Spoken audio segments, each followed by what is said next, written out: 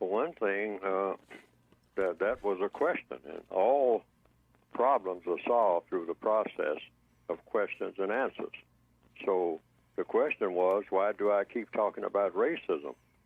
It's because racism is the biggest problem. That's the answer.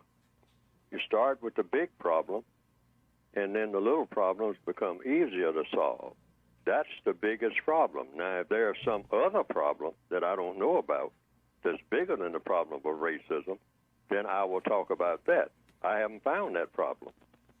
But if someone, some of the people who are thinking about these things, including the person who asked the question, if they have discovered that there's some problem bigger than the problem of racism, and that is what I should be talking about, then that is what I will talk about. In fact, I will push this aside to the secondary or the third category or the fourth category or whatever category it falls in, and go for the biggest problem and then work back to the smaller problem.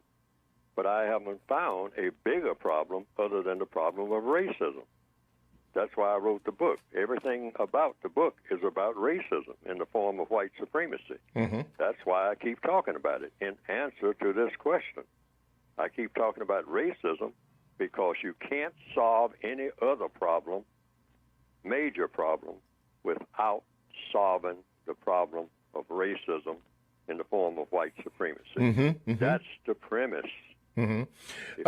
You can't solve, I'm going to repeat that. You can't solve. It's out of the question. You're not going to solve any other problem.